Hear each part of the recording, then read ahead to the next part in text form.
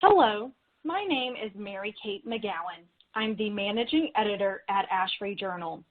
Thank you for joining us for today's webinar, part of the ASHRAE Journal Supplier Webinar Series. The series provides information to ASHRAE Journal readers and to others about products and technology of interest to industry professionals. ASHRAE does not review supplier webinar presentations. The following presentation has been prepared by Mitsubishi Electric Trane HVAC US. The subject is achieving optimal indoor environmental quality in commercial buildings with variable refrigerant flow systems. Today's speakers are Mike McAmel, the Senior Manager of the HVAC Commercial Channel for METUS, and Jose Hernandez, a Regional Sales Manager based in the Dallas-Fort Worth area for METUS. Mike and Jose, the microphone is all yours.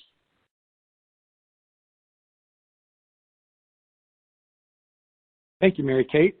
This is Mike McAmel, and a couple of housekeeping things. We are going to have Q&A at the end, so if you have Q&A, there's a button at the bottom to enter those questions, and we'll address those towards the end of the broadcast. And secondly, if you are wanting to receive a certificate, you need at least 45 minutes of active screen time. So I just want to make sure everybody knows that.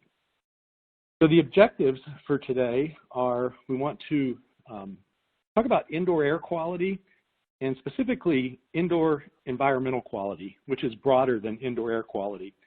It includes thermal comfort, IAQ, and acoustics. We want to talk about and position wellness and sustainability as complementary aspects of smart, marketable buildings. We want to educate building owners on the operational, financial, and productivity benefits of designing for IEQ with advanced mechanical systems like VRF. Jose will explain how VRF systems control and improve thermal comfort and sustainability while coordinating the operation of complementary IAQ equipment. And lastly, we'll talk about some specific types of equipment like ERVs, dedicated outside air systems, also called DOAS, and other outside air systems. So first, our first topic is understanding indoor environmental quality, IEQ, and how it's different from IAQ. If we look at IEQ, it really has 4 legs to the stool, one of which is indoor air quality. We're used to talking about indoor air quality in our industry because it generally pertains to clean air and ventilated air, air that has enough fraction of fresh air so that we get enough oxygen in the space and get rid of contaminants like CO2 and other contaminants.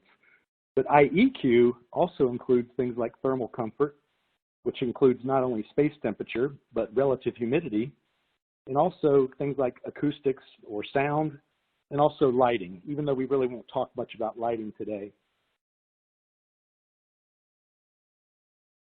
So the pandemic of this last year plus has really brought heightened industry awareness and a lot of conversations about how our building systems operate and impact wellness. I think we knew fairly early on that there was an airborne component to what was going on.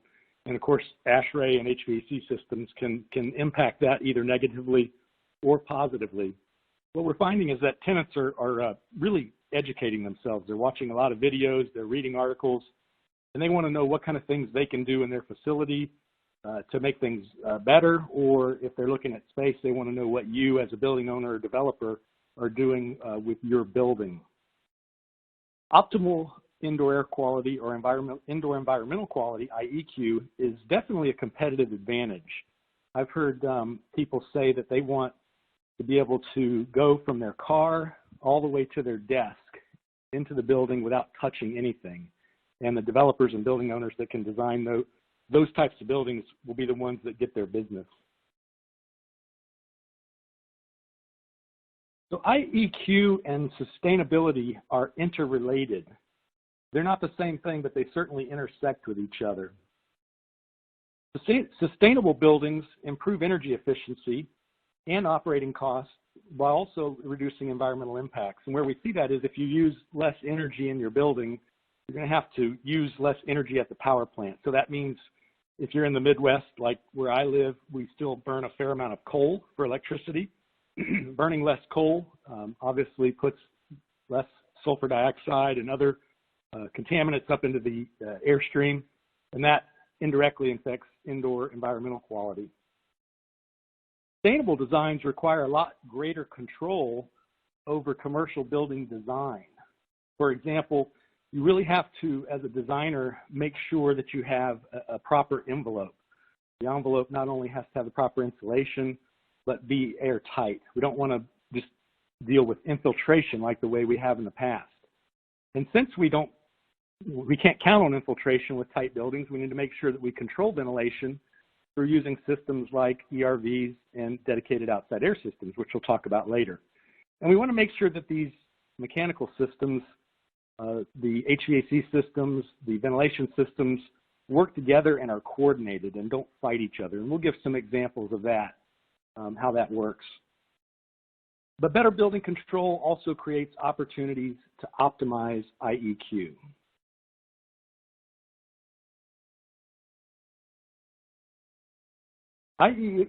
Basically, human beings are at the center of buildings. And I think there's been a paradigm shift where designers are starting to really realize this, that when we design a school, we really want to look at, a school is built to educate young people. A hospital is built to heal people. We want to make sure that we never forget that the human being is at the center of that.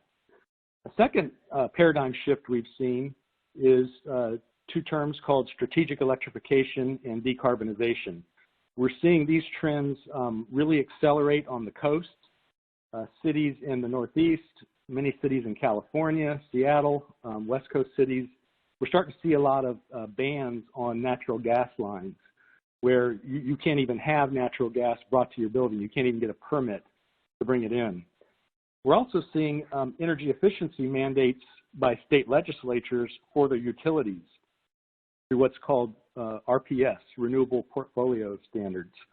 I was speaking to the University of Michigan and City of Ann Arbor 2 days ago, and their RPS requirements for 2021 are 15% renewable energy. So their power plants have to have 15% of their power generated by renewables like wind and photovoltaic.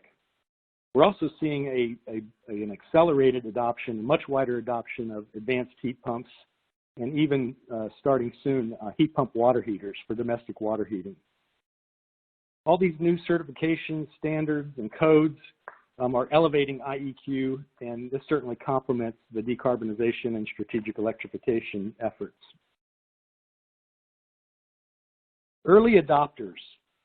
USGBC, through their LEED rating program, was one of the, really the major early adopter for setting standards for designing energy efficient buildings. We've seen that spawn a lot of other entities and organizations with their own standards. Due to time constraints, I'll only talk about a couple of these. The one at the bottom there, Living Building Challenge. We at Mitsubishi have been involved in a few buildings that have been Living Building Challenge rated. It's actually a very stringent standard. They have 7 categories. They call them petals, as in flower petals. And 2 of those categories are water and energy. In the energy category, Living Building Challenge, to get their rating, requires you to be net positive on energy. So you actually have to, over the course of a year, put more energy back on the grid than you take out of the grid. Actually, it's by 5%. So you have to be 105% net positive over the course of the year. With regard to water, the Living Building Challenge requires that you be net zero for water. So you have to harvest your own rainwater for potable water, and also wastewater. So you cannot connect to a municipal sewer. So it actually kind of takes it away from a lot of city buildings because they won't let you do that in city building codes. The other one is Well Building Institute. Well Building Institute has been around for a number of years, and it's starting to get pretty good adoption in corporate America. I believe it's up to 20% of Fortune 500 companies now have gotten a Well Building Institute certified healthy building.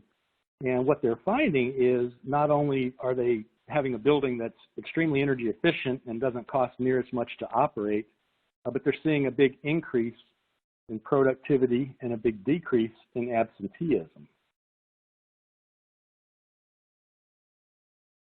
Lastly, what we're seeing is real estate valuations are increasing on buildings that achieve these certifications. So finance professionals, building appraisers, they're recognizing that these buildings are worth more because they use a lot less energy and thus have a lot lower operating costs.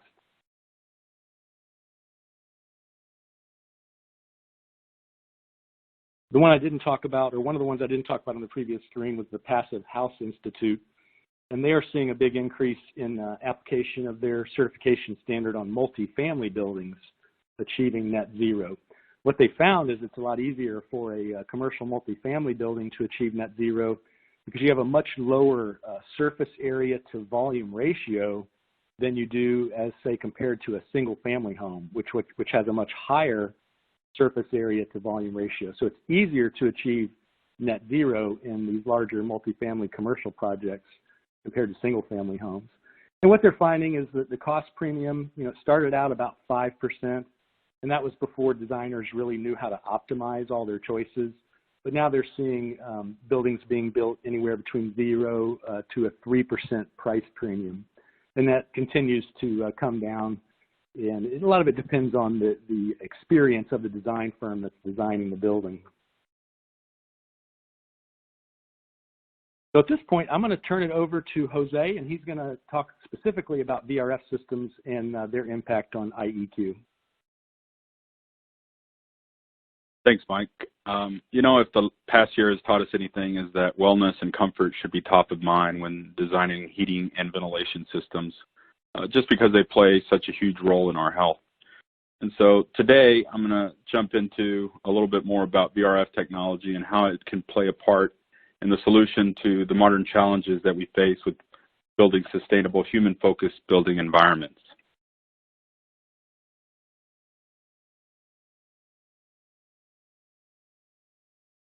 So first, let's look at defining what VRF is. VRF stands for Variable Refrigerant Flow, and we also want to discuss why it's a good fit for delivering individual human-centered wellness. VRF systems are very energy efficient while delivering superior comfort at a wide range of operating conditions. I work in Dallas, Texas, and cover Oklahoma as well, and Oklahoma has a wide operating range, sometimes seeing very cold temperatures and very hot temperatures.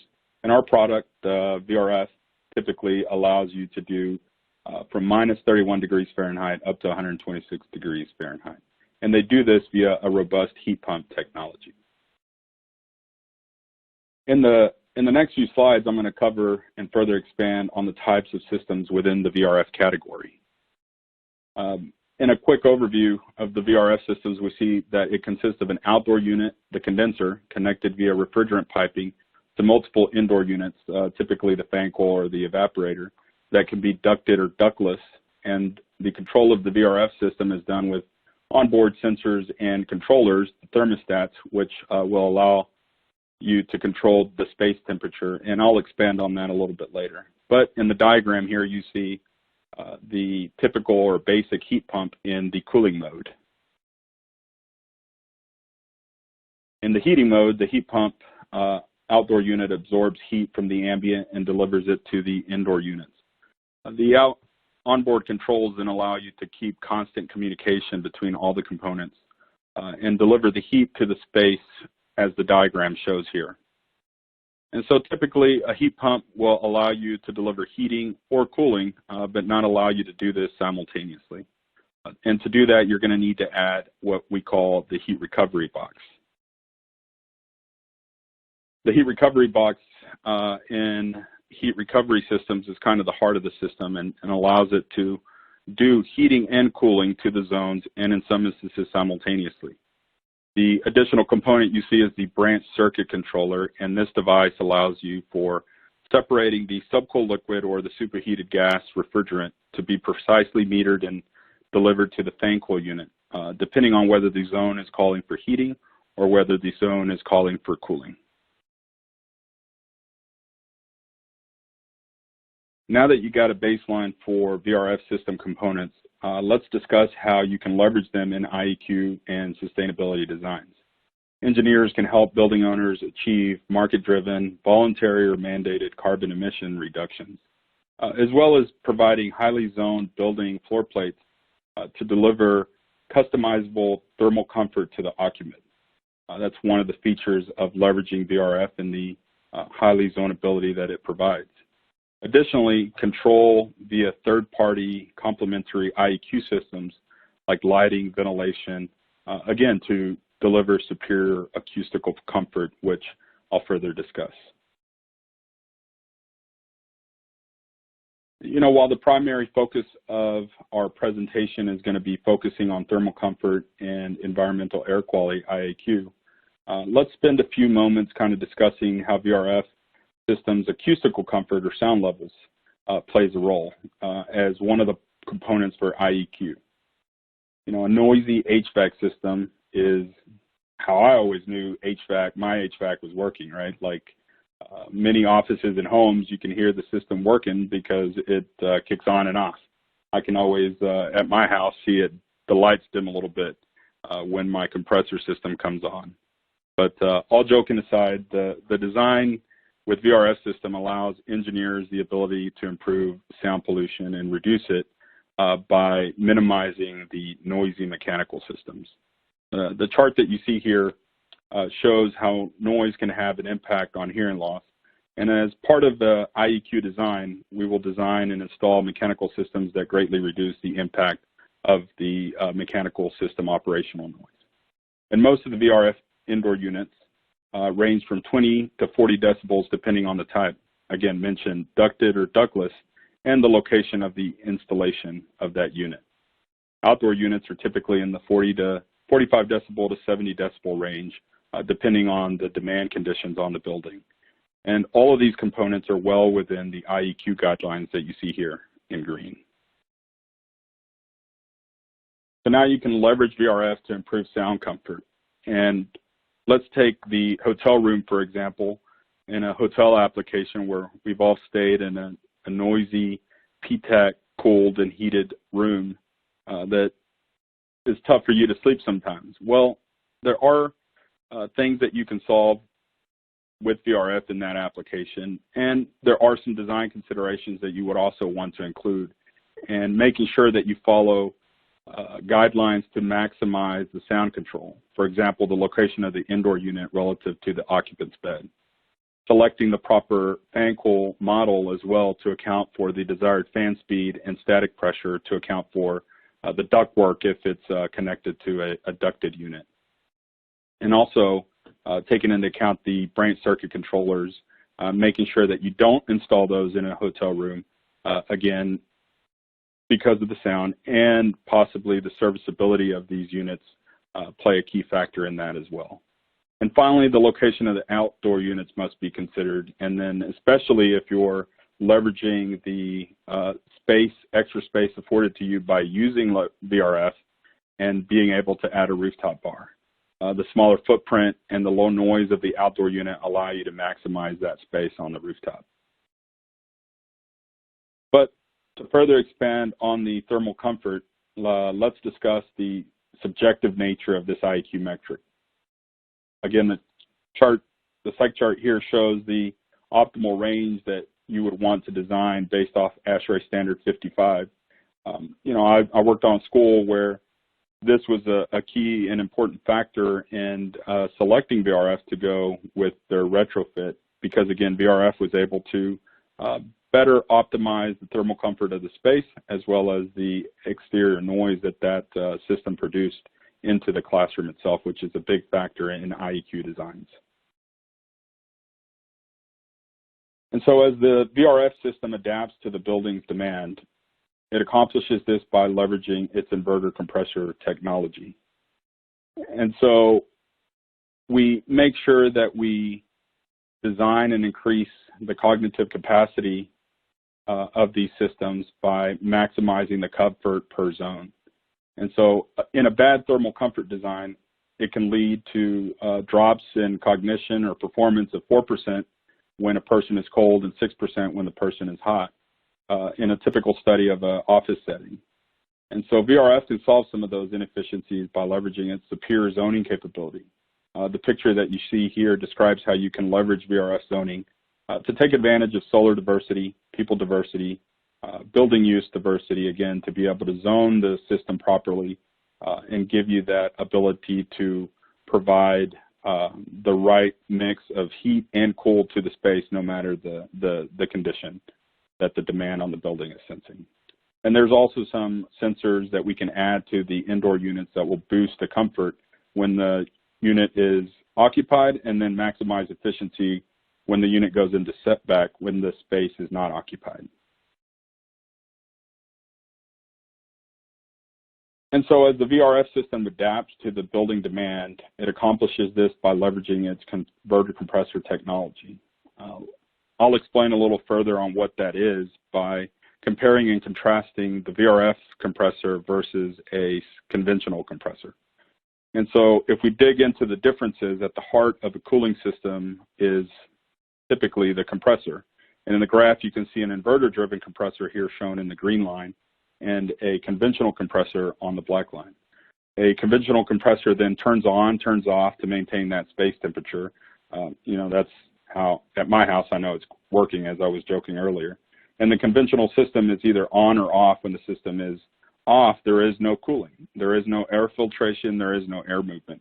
And that typically leads to large temperature swings, as you see that line coming off of that set point, up and over that set point line. And so sometimes that can lead to large temperature swings, and it can also cause humidity issues. I'll talk about that a little bit later. But now let's look at the inverter compressor in the green line, which can go from off to on, getting to the set point quickly by ramping up its hertz, typically 100 hertz or more at startup. And you can see here that modulation around set point is a lot tighter. The VRF system is designed to continually stay on, thus allowing for quicker temperature response, all while continuously dehumidifying, cooling, filtering, and moving the air, keeping it from stratifying in the space. The efficient approach to temperature control reduces the monthly heating and cooling bills, and it also increases the occupant comfort. But there's also more that you can add to these systems. Additional sensors and controls which come native to the VRF systems can support additional IEQ measuring by adding additional sensors that gather the data about that indoor environment. Controllers can be deployed with sensors to measure temperature, humidity, light levels, and then you can easily add third-party sensors for CO2 or occupancy sensing. These sensors, like the IR sensor that you see here, can detect position of the people in the space as well as floor temperatures to provide 360-degree comfort 365 days of the year. And so leveraging these controls and sensors can lead to an improved IEQ design while gathering the data that you need to optimize the building to demands that the building may encounter. So let's talk a little bit more about VRF controls. VRF controls can be leveraged to provide superior heating and cooling, and also coordinate complementary equipment like dedicated outside air systems, exhaust fans, lighting, dehumidifiers, etc., to be able to quickly and efficiently provide that data to the building management system that ultimately can deliver via the web and up to the cloud for quick computing. This gives the building owner or the building manager the ability to make quick decisions and effectively even allow mechanical contractors to access the system and diagnose the errors before they're even on site. And so VRF systems can easily provide that data to a building automation system to deliver even in situations for demand control. And so when you're integrating to a building automation system, you can quickly be able to gather the data off of the sensors that ultimately lead you to potentially do predictive maintenance capabilities, also taking commands remotely from utilities to establish demand control schemes to be able to maximize efficiency and minimize peak demand charges.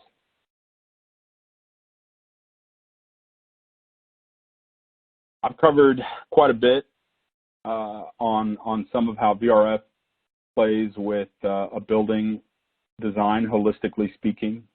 You know, Mike talked about some of the other programs that are out there that you can leverage to design a better building that take into account insulation, windows, and other design factors. But, you know, VRF plays a big role in how that system will operate and work within the shell of the building to be able to provide better comfort into the space. And so looking at the building holistically, we can maximize the IEQ designs because we're designing with that insulation and window selection and roof structure all in mind while we're making our selections. And while VRF systems can maintain set points efficiently, how can we improve on VRF systems on how we consider humidity, surface temperature, and stratification of the air, taking into account the dry bulb temperature, not just the dry bulb temperature, but other factors also. And so one of those factors is the mean radiant temperature, defined as the measure of average temperatures of the surfaces around the occupant. There's a constant transfer of energy happening between the occupants and those objects in the space. And the difference between what the thermostat is saying and what the occupant feels is very subjective, as we mentioned. And so that is a key factor in making sure that we design VRF systems properly and taking it into account holistically with the rest of the materials and the buildings that we're designing into. And so this is why the thermostat typically may say 72 degrees, but a teacher in the classroom may feel cold hands or cold feet because the temperature of the desk or the temperature of the floor is going to be different than the temperature of the air. And all that is affected by air stratification as well as the humidity that might be in the air. And so design considerations on a school, for instance, that goes into night setback on a really cold day may be a design consideration that you want to account for, in that your night setback in that particular application you may not want it to be greater than 5 degrees because of the amount of time that it takes to get all the temperatures in that building, surfaces and floor levels all back to the mean radiant temperature. And as I mentioned, humidity plays a huge factor in our thermal comfort and as well as wellness. And so I'm sure everybody here has dealt with clammy hands in a building where you walk in and it looks like the air temperature is satisfied, but somehow you still have clammy hands because the humidity out of the air isn't fully pulled out. The air isn't fully humidified within the range that is necessary and comfortable. But you know, we can make sure that we take humidity into account, acquiring VRF and using it to leverage a better system to provide that dehumidification continuously, as I mentioned. And so here you can see how humidity and thermal comfort lead to wellness, and the chart shows you some guidelines that you can reference, particularly ASHRAE 62.1 to best manage humidity. And just like high humidity in cooling season can lead to clammy hands, too much of a dry air in the heating season can potentially lead to nosebleeds, like my son typically has when the air is a little too dry. And so we want to make sure that we're taking everything into account, holistically speaking, the types of materials that we're working with, leveraging VRF to the best of its ability with the additional sensors and controls that you can add. But Mike will speak a little bit further on some of those topics, so I'll kick it over to him as he discusses additional IEQ factors like ventilation. Mike? Thanks, Jose. That must be one big Texas-sized air conditioner if it dims your lights every time it comes on.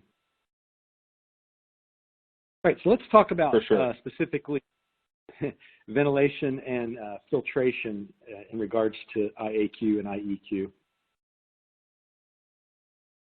So there's numerous studies over the years that show how good IAQ not only improves health and wellness, but also academic outcomes and just general cognitive performance.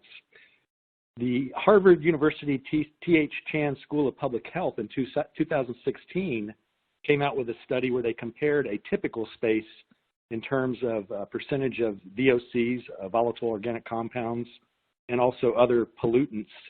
And what they found was if they lowered the VOCs and the pollutants to a healthier level, that they saw a 60% increase in cognitive performance. And then if they coupled that with an increase, a modest increase in ventilation air or fresh air, that increase in cognitive performance went up to over 100%. So essentially a doubling of cognitive performance. I know that all of us could benefit from increased cognitive performance, especially if it's 100%. Also, the ASHRAE journal and the Indoor Air Journal did studies in 2006 and 2011, respectively, where they studied students and showed that a very modest increase in fresh air ventilation rates substantially improved academic performance and test scores, standardized test scores on math and reading. So what are some of these contaminants other than VOCs that we mentioned of concern? A big one is PM 2.5. I mentioned VOCs. Formaldehyde is another one. The human body puts off, actually, in addition to ammonia and methane, small amounts of things like formaldehyde and acetone. Plus, you get formaldehyde off-gassing of new carpeting and flooring materials, and there's standards that regulate that. We've got pathogens such as bacteria, but I want to specifically focus on PM 2.5. So what that stands for is particulate matter 2.5, with the 2.5 referring to microns, and that's essentially the diameter of that particular contaminant. So you can see some on the right there, those circles. Some of the bigger ones like beach sand and human hair are up near 100 in terms of the size of those in microns. But you see those real little white circles. Those are PM 2.5, so that's anything smaller than 2.5 microns. And the problem with those is they get through your mucous membranes. They get through your nasal cavity and into your lungs. And once they're in your lungs, it's very difficult to get them out. There's actually been research done by a Dr. J.M. Logue, L-O-G-U-E, if you want to look it up. And what he found was he looked at what's called disability-adjusted life years lost. And he found that PM 2.5 had 10 times the negative effect on disability-adjusted life years lost as compared to the next biggest culprit, which happened to be secondhand cigarette smoke. So PM 2.5, don't underestimate that. That is a very large component when it comes to negative human health outcomes. When we talk about contaminant mitigation in commercial buildings, the easiest and least expensive is always source control. If you can stop it at its source or capture it right at its source and eliminate it, which is essentially localized exhaust, those are going to be your two, you get your best bang for the buck with those two, between source control and localized exhaust or elimination. If those can't take care of all of the problem, then we rely on filtration and dilution or ventilation, which are very effective but quite a bit more expensive. Filters are not inexpensive and fresh air systems are not inexpensive. We'll talk about filtration and dilution or ventilation coming up in the next slide. So when we talk about filters, we need to talk about how we rate filters, and that's through an AHRI standard called ASHRAE 52.2 and their MERV standard, which stands for Minimum Efficiency Reporting Value. And you can see in the first column there, it says MERV rating, and it goes from 1 all the way down to 20. So your lowest MERV rated filters up at the top, 1 through 4. On the column on the right shows you how effective they are on different size particles. So if we look at, say, a MERV 8, which is kind of a typical pleated filter that we used to use all the time in package rooftops and split systems and small air handlers, a MERV 8 for particles that are between 3 and 10 microns in diameter is about 85% efficient. As we move further down the chart, it's not shown, but MERV 13 would be right there in between the MERV 12 and the MERV 14. MERV 13 is significant as that is what has come out as kind of a common minimum standard for lots of buildings. ASHRAE's recommendation, and they put out a document called their a document on infectious aerosols, and they recommend a minimum of MERV 13, or if you can't achieve MERV 13, the highest MERV that you can put in the building. So MERV 13 has become a very common standard. And MERV 13 through 16, oftentimes those are referred to as HEPA type filters. They're not true HEPA filters like we see in the MERV 17 to 20 category, which can filter out 99.97% of particles down to 0.3 microns in diameter. But one thing we always have to remember is that filtration is a trade-off. Yes, the higher the MERV, generally the better, but also the higher the MERV, the more cost you have. It's not unusual for true HEPA filters to be $300 a piece. So they're pretty expensive, and you have a very high air pressure drop as you move up the MERV scale towards the higher numbers. So always have to weigh that.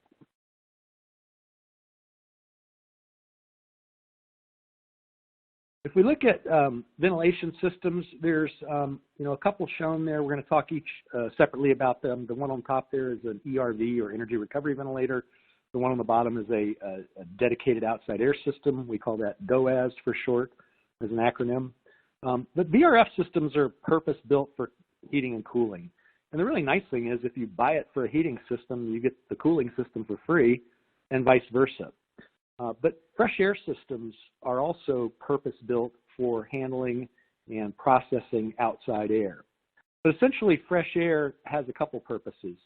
Not only does it dilute contaminants in the space, all those contaminants we talked about a couple of slides ago, but also it reduces CO2 levels, and it also increases oxygen levels. So it brings oxygen levels as, we as human beings consume a lot of oxygen, so you get a lot of people in a small space. The oxygen levels will go down, so we need that ventilation air to bring those oxygen levels back up. The DOAS systems and fresh air systems can not only offset the humidity that's in the outside air, because in the middle of summer, a 90-degree humid day, you've got a tremendous amount of moisture in the air. We can not only offset that outside air, but we can also deliver that air even drier to the space by bringing it down to the right dew point, so we can offset moisture that's in the space.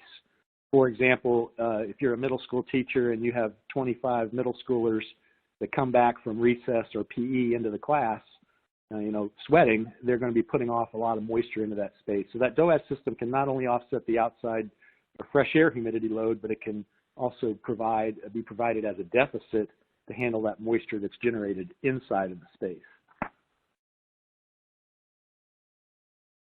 One helpful tool is what's called an LEV Kit. So that stands for linear expansion valve. That's the valve shown in the middle of the page. We can actually add a VRF condensing unit to an existing air handler. And where this comes in handy is ASHRAE, over the course of the last year, has issued guidance, 2 documents. One is called the Epidemic Conditions in Place. So this is how to operate your building during a pandemic. And then one's called Post-Epidemic Conditions in Place. And essentially, the epidemic conditions in place is all about ventilating over and above what you normally ventilate. So in your off hours, do a post-occupancy ventilation cycle, do a pre-occupancy ventilation cycle before people come in the building in the morning. Well, this is great in months like April, where it's not very hot and it's not very cold. But if we start doing this in August, or we want to double our ventilation rate from 15 CFM per person up to 30 CFM per person, and it's an August summer design day, you're probably not going to have the chilled water capacity. Or if it's a winter design heating day, you may not have the boiler capacity. So this arrangement, as shown here in this picture, could, if you had the space to mount an additional coil in an existing air handling unit, could give you that added capacity without burdening your central plant systems. We also want to talk about zone air defectiveness or distribution effectiveness. ASHRAE 62.1, basically, gives you a certain amount of credit depending on how you deliver the fresh air to the space. So if you look at the bottom one there, this is kind of common sense. If you take the supply air and you put it in the space right next to where an exhaust air vent is, a lot of that air is going to go right back out that exhaust vent. So they're saying, only count 50% for the effectiveness. So if you're putting 1,000 CFM in that room, it's really like you're only putting in 500 because part of it's being pulled out of the room right away. Whereas if you look 5 lines up from that, and if you're doing a floor supply of cool air and a ceiling return with low velocity displacement ventilation, you can actually take more credits. You can actually use a 1.2 ventilation distribution effectiveness for your fresh air. So a lot of it depends on how you deploy the fresh air into the room. An ERV is a very low-cost fresh air processing piece of equipment. It has a fixed plate heat exchanger and 2 separate fans, so it pulls stale room air or even toilet exhaust is a very common use out of the building across one side of that heat exchanger, and then the fresh air comes in across the secondary side of the heat exchanger and gets tempered in terms of temperature and also even humidity. So these are, as I mentioned, they're low in cost, they're small and compact, they're easy to install. They do a pretty good job of sensible heat transfer across that fixed plate heat exchanger.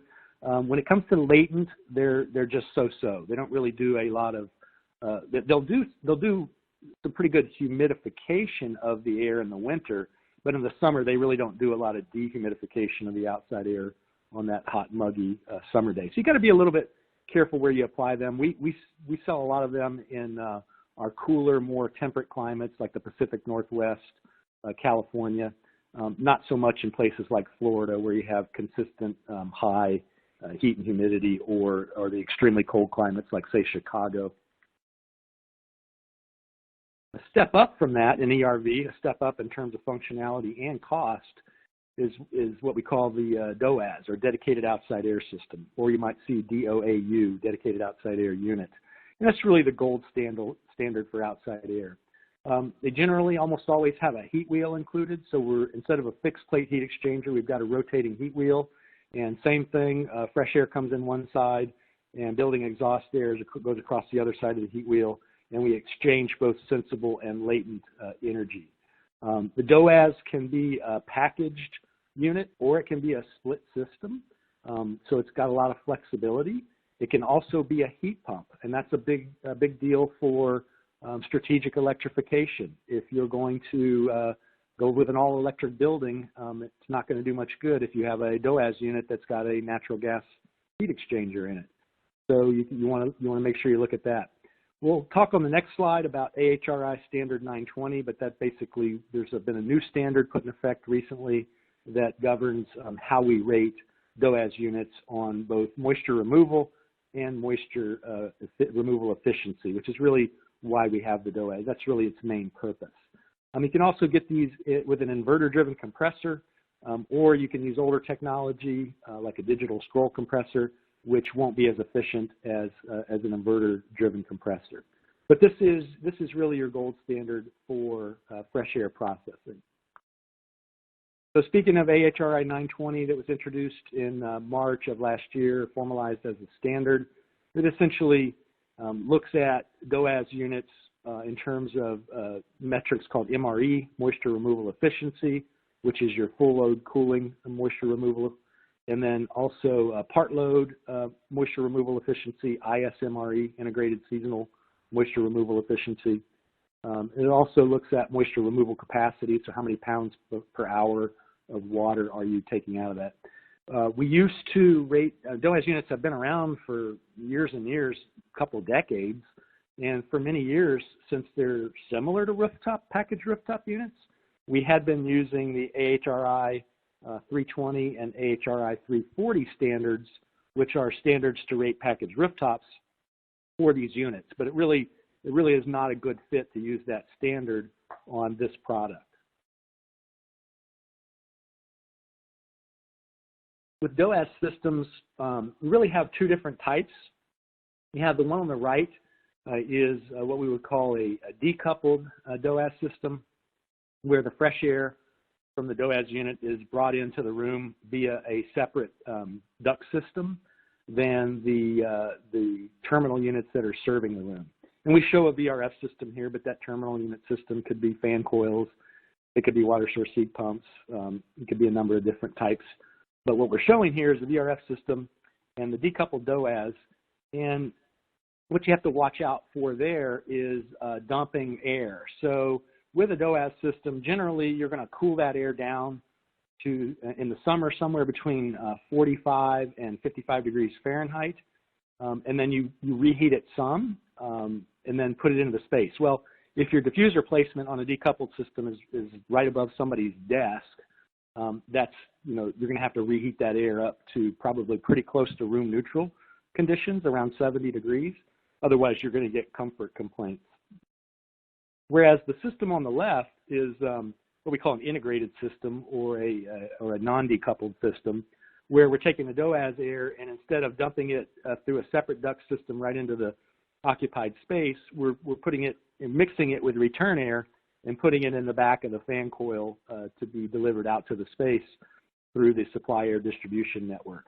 So here we have a little bit more flexibility on tempering that air, which is good, because if you think about it, in the summer, if you were taking your DOAS air and you're cooling it down to 50 degrees to remove all that heat and humidity from the outside air, you really don't want to have to reheat it back up to 70 on a hot summer day, because you're wasting those cooling BTUs.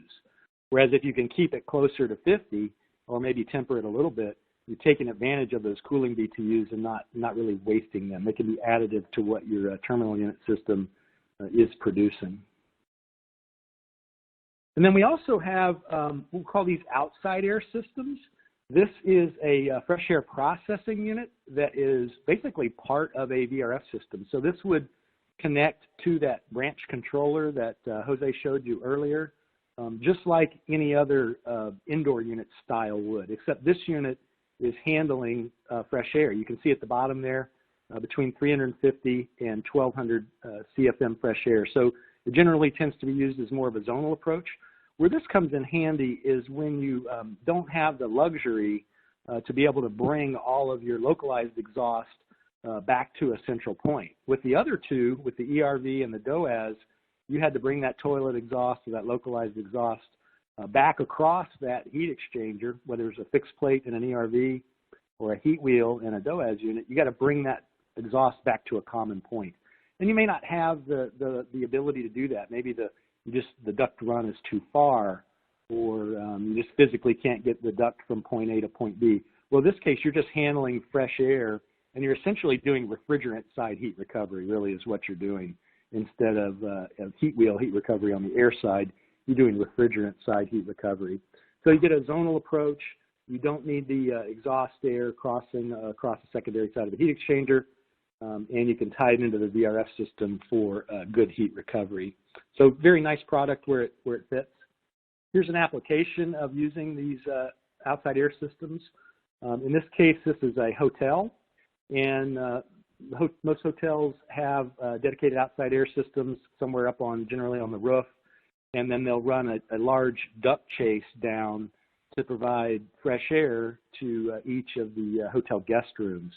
But here, we can use this approach with the outside air systems, tie each of these 4 fan coils on the left side and then the 4 fan coils on the right side to a respective VRF condensing unit, and essentially get rid of that large duct chase. So not only does that get rid of that large penetration through the floor, the cost of the duct itself, but the smoke and fire dampers is a big one. There's a lot of cost in smoke and fire dampers in between each of those floors. That goes away. And now you just have a very small chase with small penetrations with refrigerant piping that can be sealed up. So a pretty creative way to handle fresh air that can save hotel owners quite a bit of first cost and give them a lot of functionality.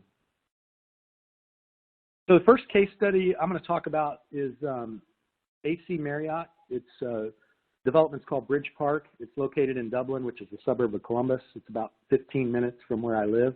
I was very involved in this project from start to finish in selling and also commissioning it. 100,000 square feet, a little over that, 8 stories. You can see a lot of glass. The exterior is almost all glass. And originally, the building owner was considering a water source heat pump system, specifically what's called a load match water source heat pump. I won't go into too much of the details, but basically a load match system only runs a single pipe loop around each floor and bleeds out of that pipe and puts the water back in the same pipe. So you end up with a small circulating pump inside the cabinet of the water source heat pump. So what intrigued the owner so much and why they wanted to talk to us, even though they were pretty far down the path of designing it around this load match water source heat pump system, was the fact that our system doesn't have a compressor in the guest room. And we also are not going to have a water pump in the guest room. So they were able to get rid of, between compressors and water pumps, over 300 of those devices. Well, that's 300 fewer devices to fail, 300 fewer devices to maintain. So that was very attractive to the owner. But they were also very attracted by the fact that getting the compressor out of the guest room makes for an extremely quiet space for sleeping. Jose mentioned PTACs. I know anytime I travel, if it's a PTAC or a water source heat pump, I wake up every time the compressor comes on. I'm just a light sleeper. And we get that compressor out of the room, we get that water pump out of the room. So that was very attractive to them. It was also, what was attractive to them was the improvement in dehumidification. And I will talk about this in a couple of slides. I'm going to hand it back over to Jose first to talk about his case study that he was involved with in San Antonio, and then we'll talk about that dehumidification, and I'll show you the dynamic that goes on with that. Jose, it's all yours. Thank you, Mike. Yeah, a lot of good information there that you shared with us on the different ways that we can handle it, and I think that's some of the reasons that the 1703 Broadway building came to fruition. An owner looking to expand his footprint in the San Antonio area, needing new office, couldn't find the office that fit what they were looking for, and so decided to build their own office building, a 10-story tower there in San Antonio, Texas. Being able to leverage geothermal water source VRF, and again, delivering a high-performance, energy-efficient operation, across the board. As you can see here, it took into account a full building envelope design, high-efficiency windows. You can see here the rooftop has a platform here where you can walk up, kind of patio style, but then also has the solar panels up on the top. And so Kimberly Llewellyn, our high-performance building expert here in the Southwest Business Unit, was able to work with her team as well as with our local team and the engineers, working with the general contractors, the architects, to deliver on these IEQ achievements, such as the type building envelope, which allow us to lower the VRF tonnage, low VOC finishes, again, to maximize that indoor air quality, and then high-performance windows that were used to strategically placed to minimize the road noise and, again, leverage those quiet indoor units. And so all coupled with natural lighting, water reclamation, solar power, and so all while delivering on the value, as you mentioned earlier. We still want to go green, but make sure we deliver that green to the bottom line as well. And so it's win-win for everybody involved, showing that you can build a great building, highly efficient building of the future, really today, and still be highly profitable. But back to you, Mike. All right, thanks, Jose. So this will be our last technical slide of the day. But basically, if you look at a VRF system shown there in the green box, we use a combination of varying compressor speed, varying linear expansion valve position, and modulating the fan speed or airflow across the coil to give you a cold coil all the time during the anytime you're in cooling. Whereas on-off compressors like we show in the red, or two-position water valves like you might see with a typical fan coil system, there you're either getting cooling or you're getting nothing. And what we find here on the graph on the right is that essentially it takes a while for condensation to build up on the surface of the coil to big enough droplets such that gravity starts to pull them down in the drain pan. And if you're only running the compressor for a few minutes, which is what we see in the shoulder seasons when it's wet and 60 degrees and raining, the compressor only runs a few minutes out of each hour. Basically, you're not even getting to that point where the droplets are big enough that gravity can pull them into the drain pan. And essentially what you're doing is re-evaporating that water off of the surface of the coil back into the airstream as soon as the compressor turns off, because the fan is still running. So you're really doing virtually no moisture removal. So this was really why the owner was very intrigued about the improvement in humidity control, not so much on those hot summer days, but in those shoulder seasons where we get a lot of cool and damp days. So with that, we're going to wrap up the conversation. So takeaways, there's increased attention now with the pandemic on how buildings impact human beings. And there's a competitive advantage for those building owners and developers who can figure out how to make their buildings better from an IEQ standpoint. IEQ and sustainability go together. I talked about smart mechanical systems, for example, cooling your air down with the DOAS and not reheating it when you don't want to reheat it. That takes some building automation and coordination to do that. All electric VRF systems can significantly improve sustainability and give you better control, thermal comfort, including both temperature and humidity, which are both IEQ components, critical for success. And then lastly, VRF systems are very, very quiet. Usually you can't even tell they're running. And that includes the outdoor units. The outdoor unit, you can tell it's running, but it's extremely quiet compared to a lot of the conventional technologies that are out there. Additional resources, our website, www.metahvac.com. We have hundreds of case studies, like Jose and I just talked about 2 of them. We've got hundreds of them. You can also find qualified contractors, whether it's residential or commercial, on our website. And then lastly, here's some links, although hyperlinks don't do the audience much good, but these are some of the documents and studies that we referenced. So at this point, I'm going to go ahead and turn it over to Andy for questions. Thank you, Mike. Thank you, Jose. Fantastic presentation. We have a lot of questions that reflect a variety of levels of experience with VRF, and let's get right to it. First question is, funny enough, not about indoor environmental quality for humans, but for plants. So if you're designing a VRF system in a space with high humidity, do you recommend a decoupled dehumidification system if it's an indoor agriculture facility? Yeah, that's funny that question came up. We're actually putting together market plans. We found that VRF systems are pretty popular for indoor grow facilities. Why that is, I don't know. I'm not part of that team, but we found that it does seem to be a good fit. As far as humidity, there are, VRF systems are very good at sensible heat removal. Latent or moisture heat removal, it depends on the style of indoor unit. Some indoor unit styles, like the ceiling mounted unit, are pretty good. The floor mounted unit is pretty good. Other styles, like the wall mounted unit, have very little latent removal capacity. And it has to do with the size of the coil in those units.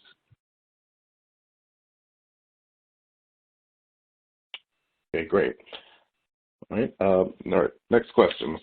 Unless, Jose, if you want to jump in, we'll move to the next. Yeah, we see a little bit of that design in Oklahoma, but typically I just say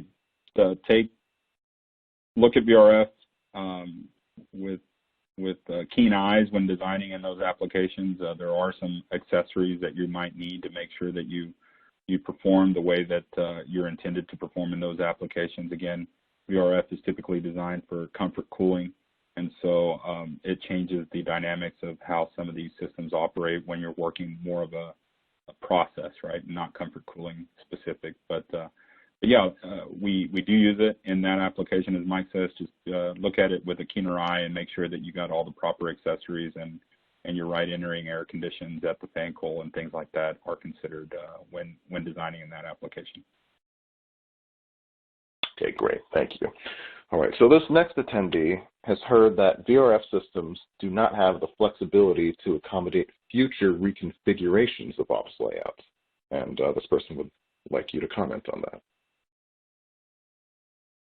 That's manufacturer dependent. Our system, once you establish the outdoor unit size and the BC controller size, it doesn't matter what indoor units you put downstream of that BC controller. Those pipe sizes are not going to change. Most manufacturers, the downstream piping will change depending on not only the capacity of the indoor units, but also the line length. So sometimes people have been burned by minor change orders where they change one indoor unit from a 2-ton to a 3-ton, or maybe they add 15 feet of line length, and all of a sudden all of that upstream piping size changes. So that's definitely something to just be aware of with certain manufacturers. Yeah, I agree, Mike. I think when you start talking about the flexibility of VRF, I know our system here in Texas, we use it quite often in Class A applications where you're doing core and shell and then tenant finish separately, where you go in, put the outdoor unit and the branch controller, and then depending on the tenant finishes and the tenant improvements and how they lease out that building, they can go back in and be able to still connect to those branch controllers and expand off of it. So a lot of flexibility with those, even in those core and shell and tenant improvement applications that VRF works great in, specifically when you're dealing with our 2-pipe system. Great. This next attendee wonders, is it possible to add or remove indoor units after initial startup with VRF systems? Yes, definitely. And because we want you to have the flexibility to do that, we recommend that you put ball valves at the BC controller for each of your zones. So if you have, for example, a 16-port BC controller and you're only using 13 indoor units, we would recommend ball valves on all 16 ports, not just the 13 you're using, but the 3 spares also. And that way you have that configuration, addition, and reconfiguration flexibility. Yeah, I agree there, and definitely want to plug the ability to get additional training. Most manufacturers offer additional training for how to lay out their systems and the best practices associated with laying them out. There are over-connection capacities that you want to take into account, as well as minimum connected capacities on the systems to make sure that the oil return and refrigerant volumes and velocities and all those things are adhered to, so that the system performs well even at when you're taking load off of the system and when you're adding load to the system. Okay. This next person is working on a project with radiant floor cooling. Can a VRF system control humidity in the room based on dew point temperature to prevent condensation on the chilled floor? That would be something we would want to look at the specific application and the specific requests before we said no. It's definitely something that we would want to pay careful attention to. There's a lot of variables that come into play there. Yeah, totally agree. I've seen it with heating in radiant floor heating, but I'm not seeing in-floor cooling or cooling. I know that those types of systems are becoming more and more prevalent, especially with just the comfort that supposedly they can provide. But yeah, take additional consideration, a deeper look at that type of design and application. And we're here to help if you have further questions on how to work through that application. Okay. You'd probably, before attempting that, you'd want to make your DOAS system a very low dew point DOAS system. You'd want to take that air much below the kind of the typical 50 to 55 dew point.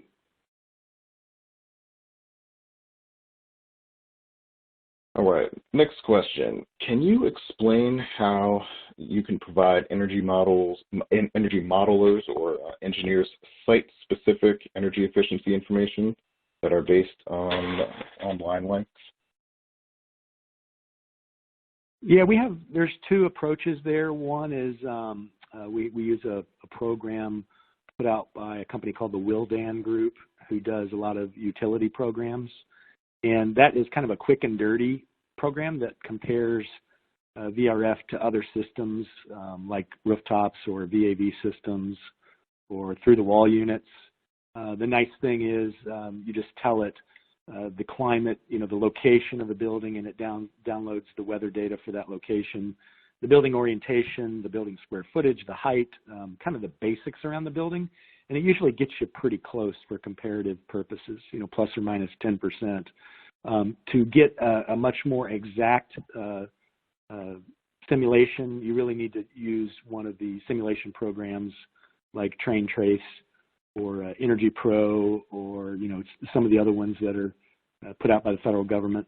So there's a multitude of them, but then you're talking days of modeling time versus an hour or two.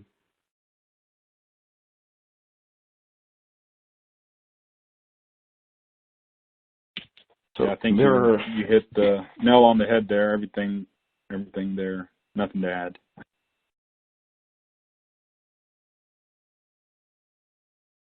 All right, great.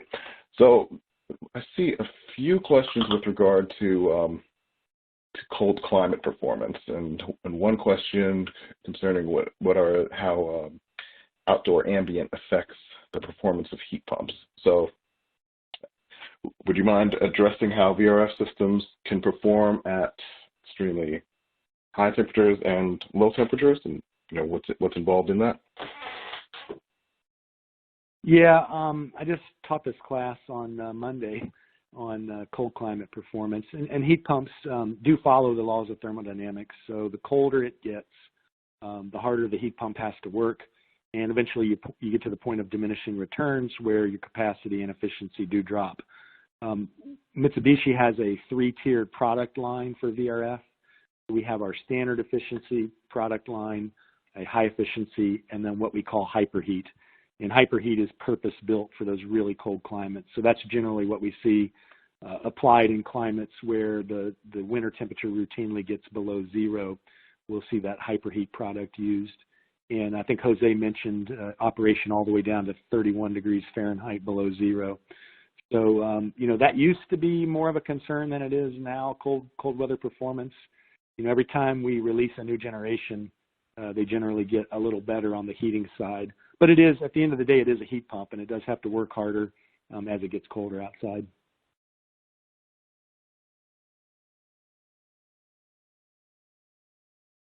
Okay. All right, so I'm going to ask one more question. It's with regard to zoning. So VRF systems allow spaces to be highly zoned. However, for more open office occupancies, what is the largest zone on average that is practical?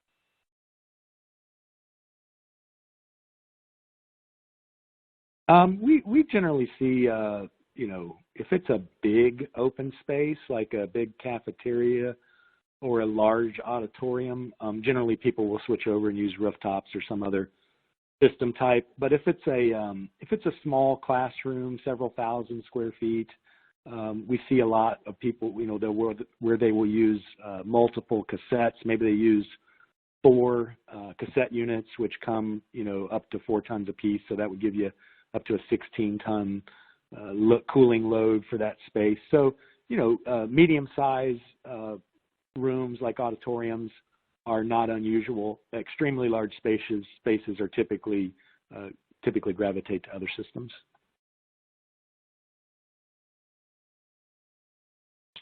Okay. Jose, anything to add?